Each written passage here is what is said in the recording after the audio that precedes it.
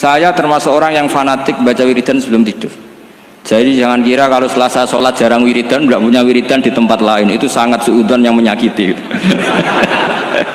Saya punya cara sendiri untuk ingat Allah, itu terutama mau tidur. Sampai istri saya itu protes, Gus nak bersolat atau mau nyekel tasbih abdi tidur. Saya itu punya tasbih lupa jumlahnya, semuanya di kamar tidur. Ini sekaligus ijazah entah pamer kebaikan tidak tahu saya, pokoknya sudahlah husnudzon saja. Suudzonu iblis. Karena mau tidur saya pikir kalau tahu-tahu saya bangun terus ketemu mungkar nakir terus kayak apa. Sehingga Rasulullah itu ngajari kita luar biasa. Bismika wadu'tu jambi wa bismika arfa'u. Kalau mau tidur doa populernya apa? Bismika Allahumma ahya bismika amut. Hafalnya gitu dok. Saya hafal banyak. Allahumma rabbas samawati sab'i wa rabbal arsyil azim rabbuna wa rabbu kulli syai' falikal habbi wan nawa. Allahumma antal awalu falaysa qablaka syai' wa antal akhiru falaysa ba'daka syai' wa antal dhahiru falaysa fawqaka syai' wa antal batinu falaysa dunaka. So, itu tak baca sampai tidur. Saking kadang takutnya sama Allah, akhirnya nggak bisa tidur. Kadang sampai setengah 4 apa terus tidur baru setengah jam terus subuh. Jadi kalau melihat tren itu kayaknya saya bakat wali gitu. Kalau trennya seperti itu terus. Tapi sayangnya tren seperti itu jarang warset, makanya terus tidak jadi wali-wali gitu. Tapi saya ingatkan ke jenengan, sanad-sanad seperti ini tuh yang mungkin Anda lupa. Anda hanya ingat sanad misalnya ya Mu'ad inni uhibbuka faqul dubura kulli sholatin atau fala tad'anna dubura kulli sholatin Allahumma inni ala dzikrika wa syukrika. Kamu lupa bahwa saat paling krusial dalam hidup Anda itu tidur. Sehingga disebut wa min ayatihi manamukum billaili wan. Itu dari segi krusial gawat darurat, setiap saat Anda bisa mati. Belum urgensinya tidur untuk melawan maksiat. Itu kalau kamu hidup di kota Demak atau kota Semarang, bener kepikiran niklap atau wong ayu-ayu seneng terminal ning gone dalan-dalan, itu satu-satunya cara itu hanya tidur. Kowe nak melek tetap jelalatan tak jamin. Masuk ke ngarep masjid Demak nggo tasbih gede-gede. Pangeran ndelok wong liwat tuh eling. Barokahnya usul fikih adalah kita belajar dulu. Saya pernah musyawarah sama Gus Yofur tentang usul fikih. Usul fikih itu ada makalah mubah itu tidak ada. Sebagian ulama berpendapat mubah itu tidak ada.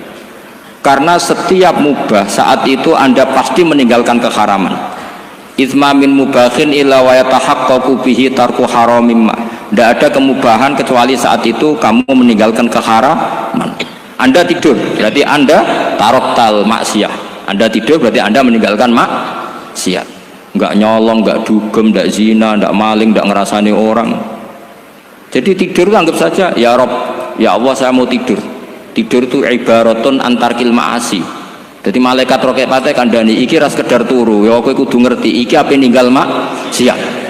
Hitung mulai saiki bismika Allahumma ya bismika amun ayo roket patet hitung anggap ini kiat meninggalkan maksiat. Terus turun 6 jam berarti tidak maksiat 6 jam. Meskipun akhirnya maksiat karena bangun jam 7. Artinya maksiat rasubuh gitu.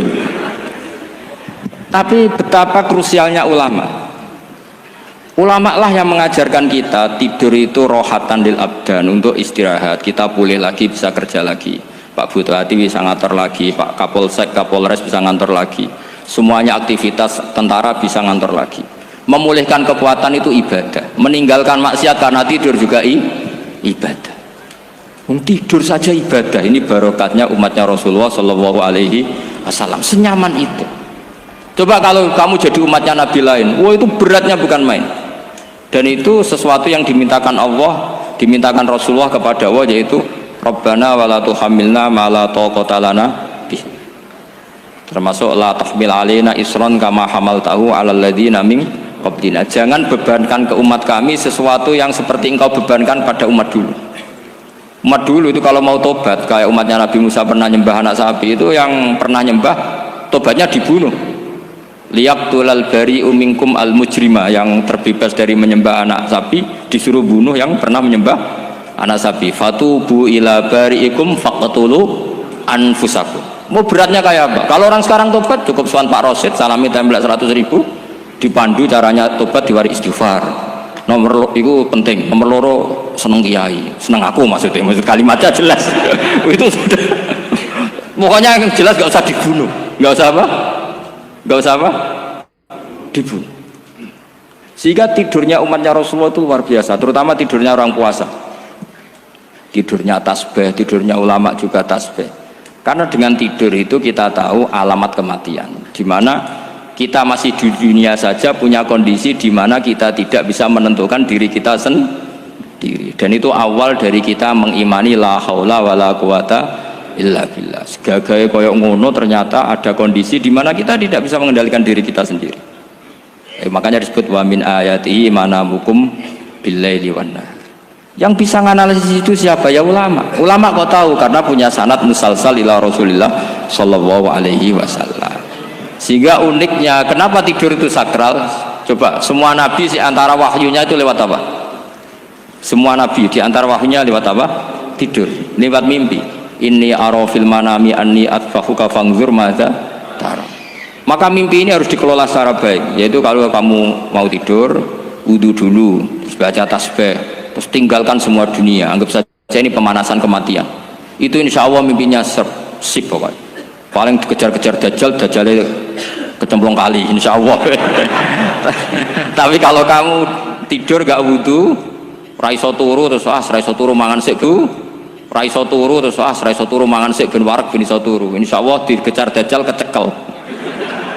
Akhirnya melindur gak karu-karuan karena tadi.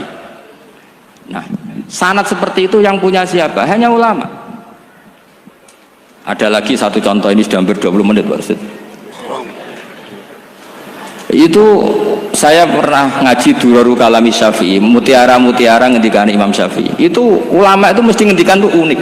Tadi saya sudah cocokkan sama Bupati, tak tanya, Pak Bupati saya ini punya ilmu dari Bapak, mungkin pas untuk jenengan pakai. Kata Bapak, urip iku padha wae, ngadepi kanca mbek musuh padha wae, malah kadang ribet kanca. Dulu saya itu iskal itu janggal. Tapi setelah ngaji Durarul Kalami Syafi'i yang ada di Muqaddimah kitab Majmu', Muqaddimah Syarhul Mu'adzab Imam Nawawi, Imam Syafi'i nak ngendikan gini, man ahsana ilaika faqad qayyadaka. Wong apiki kowe nyancang kowe. Kaya Pak Rosid itu apian mbak aku, ngene sarang sowan mampir, gayane apian, jebule nyancang. Awas nak teko ning Demak. Itu faqad qayyadaka, nyancang kowe. Tapi waman asaa ilaika faqat atlaqaka. Wong sing eleki kowe iku penak bebasno kowe. Kowe tau diutangi wong kancamu ta musuhmu? Sing biasa utang kowe lho. Kanca. Kowe numpak mobil ketemu musuh enak ra usah nawani, nek ketemu kanca monggo bareng. Sing ngel-ngelo kowe kanca ta musuh? Artinya gini, kanca ya barokah nggo perjuangan, musuh ya barokah mergo ora tau utang. Jadi segampang itu ulama melihat kehidupan tuh. Man ahsana ilaika faqad qayyadaka wa man asaa ilaika faqad atlaqaka. Jadi akhirnya kita hidup itu berkah terus. Di konco ya enak kados kula di konco Gus Sofur, nak kula mboten saged fikih musyawarah, ra iso tasawuf musyawarah. Di konco Pak Rosid, konco rai sederhana. Pokoknya duit. Tadi kurang contoh. Kalau rai Arab kan enggak sederhana, Pak. Wajahnya mewah terus.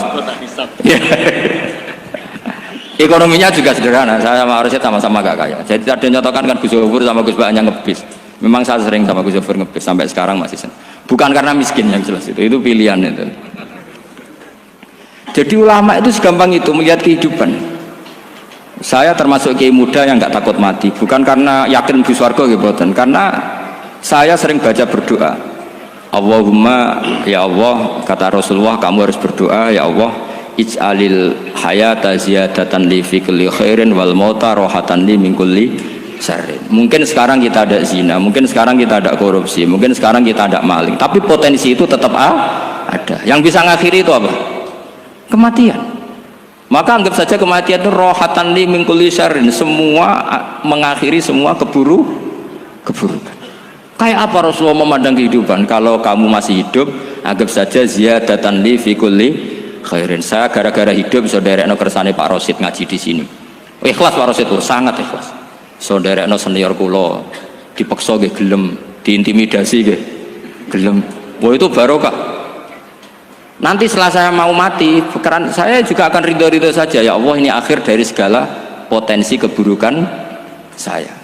Sehingga kiai-kiai NU, kiai-kiai alim itu ana bajingan tukang ngemel wong kok mati. Saya nggih Pak niki saya. Tanggane ra ono sing gelem muni saya. Kiai ini maksud, ayo Pak muni saya Pak. Mboten saya ini tempuh. Lah nggih saya pun mati mun mboten saged nakal niku. Lha jenenge rohatan li min kulli syarrin. Kalau mayit ya rohatan lahu min kulli syarrin. Kayak apa sanad kita ke Rasulullah? Kabeh itu dimana jadi ibadah. Al hayat ziyadah fi kulli khairin, al maut rohatan min kulli syarrin. Kenal Pak Rosid ya ibadah, apalagi kenal Gus Zofur ibadah, kenal Bupati ibadah, konco perjuangan. Kok kenal preman ya ibadah, konco latihan dakwah, anggapnya latihan ngelola rehab. Kenal polisi ibadah, jaga stabilitas nasional. Kenal ABRI ibadah, jaga NKRI. Kenal orang nakal ibadah, dianggap pembinaan. Semua itu ibadah. Kayak apa ajaran agama ini? Semuanya baik-baik saja, tergantung niat. Tapi sanad ini siapa yang punya? Hanya ulama. Nah, ulama itu siapa? Ya orang yang kamu ketemu. Dalam konteks ini Mbah Mun. Mbah Mun ngajari kita macam-macam. Mbah Mun ketemu orang siapa saja hormat. Saya kemarin bikin makalah untuk beliau, termasuk saya cerita dari riwayat Rasul Aqli ba'dal iman billah at-tawaddud ilan nas wastina'ul ma'ruf ila kulli barrin wa fajirin. Inti iman setelah akal menentukan kita iman kepada Allah, akal setelah mengantarkan logika iman kepada Allah, akal itu kita gunakan at-tawaddud ilan nas supaya kita bersikap simpatik dan melakukan kebaikan kepada siapa saja. Karena barokahnya kita simpatik nak ngandani wong nggih gampang. Misalnya kita di kiai alim sundul langit sampean mbek tangga modit ketemu wong perengut sing ape ngandel iku sapa? Sementara sing preman ayo ngopi nggonku sik tenang ae. Sing kiai ini orang begawean gak ada kopi kowe. Akhirnya sing preman sakhok di pengaruh, sing kiai ini bakhil gak duwe pengaruh. Itu tidak boleh kejadian seperti itu. Makanya ada riwayat wastina'ul ma'ruf ila kulli barrin wa fajirin. Jadi kula suwun sanad-sanad seperti itu tidak boleh hilang. Saya itu kitabnya Bangun Al-Ulama Al-Mujaddid itu setengah hafal. Sampai sekarang masih tak baca. Kalau mau tidur tak baca. Bahkan di tas saya itu ada terus. Ya karena kalau saya di Jogja kangen Mbah Mun baca itu ketika beliau masih sugeng, apalagi sekarang. Karena jangan sampai saya ini punya fatwa yang mukhalif terhadap fatwanya Mbah Mun. Ini terutama warning sama santri sarang, nggak boleh. Terakhir itu Mbah Mun punya kecenderungan, punya pikiran kayak Yusuf Qaradawi. Ya potensi wajibnya zakat khodrowat fawakih. Menghentikan gini, sama sih ingat ketika ngaji sama Gus Zofur Pak Rosid kalau Mbah Mun guyon. Wong desa iku wis melarat gegere nganti kaya akeh wae. Mbah Mun nyontokno gegere macul nganti kaya akeh gara-gara sing ditandur pari wajib zakat. Wong Sulawesi nandure kakao cengkeh. Zaman iku cengkeh joyo.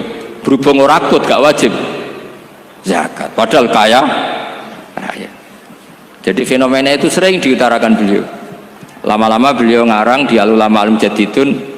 Beliau mengutip pendapat Ibnu Katsir, tentu di era modern kayak Yusuf Qaradawi. Sebenarnya Yusuf Qaradawi sendiri bukan mujtahid, dia yang muqallid juga.